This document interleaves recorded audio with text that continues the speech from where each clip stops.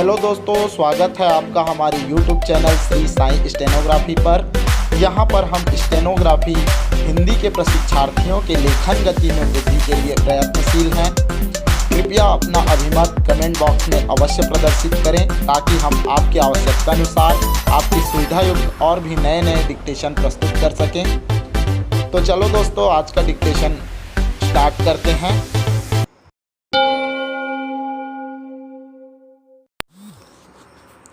Ready, start. उपाध्यक्ष महोदय, यदि आप आज्ञा दें तो मैं अपने विचार इस सदन के सामने रखना चाहता हूँ। मेरा विषय देश में प्रचलित भिन्न भिन्न प्रकार की शिक्षा नीति से संबंधित होगा। आज शिक्षा हर नागरिक की चर्चा का विषय बना हुआ है।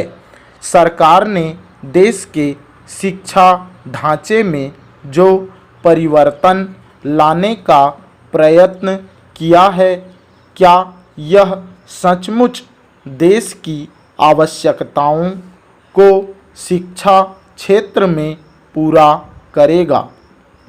इस संबंध में कई प्रकार की शंकाएं पैदा हो रही हैं और मैं समझता हूं कि शिक्षा मंत्री को इन सभी बातों का ध्यान रखना चाहिए। आज आवश्यकता इस बात की है कि शिक्षा के माध्यम से हमारे बच्चों का सर्वांगीण विकास हो तथा जो दोष एवं त्रुटियां हमारी शिक्षा प्रणाली में अब तक रही हैं वे दूर हो जावें। पैरा। श्रीमान, जहाँ तक इस बारे में जो निष्कर्ष निकला है वह यही है कि शिक्षा शास्त्रियों का अभी तक भी इन परिवर्तनों में एकमत नहीं है। इसलिए इस स्थिति में नई शिक्षा प्रणाली को लागू करना बच्चों के जीवन से खिलवाड़ करने के समान होगा। यह ठीक है कि नई प्रणाली व्यावसायिक प्रवृत्ति की होगी, किंतु दूसरी ओर यह अनुभव किया जा रहा है कि विद्यार्थियों पर पढ़ाई का अधिक बोझ रहेगा जो साधारण बच्चों की क्षमता से बाहर भी होगा। पैरा। मेरा इस संबंध में यह विचार है कि इस सदन के माननीय सदस्यों ने जो विचार प्रकट किए हैं, सरकार उनका आदर करे तथा इन सुझावों के हर पहलू पर गंभीरता से विचार करे। इन सदन में बोलने वाले बहुत से सदस्य ऐसे भी हैं जो स्वयं शिक्षा शास्त्री हैं तथा उनका क्षेत्र में व्यावहारिक अनुभव भी है।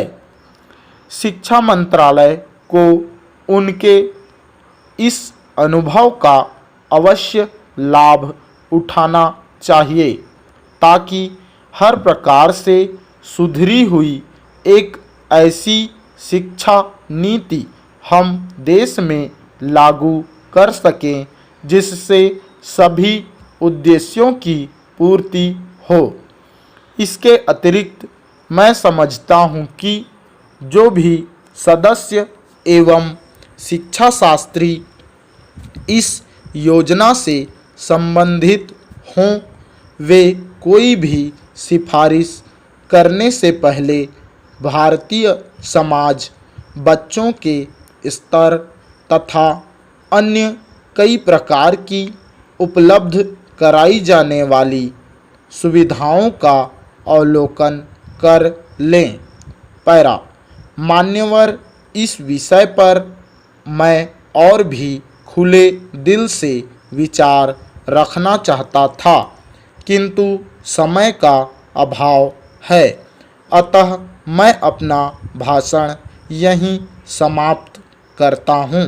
इन शब्दों के साथ मैं यह कहूँगा कि आपने मुझे जो बोलने का अवसर प्रदान किया, उसके लिए मैं आपका आभारी हूँ।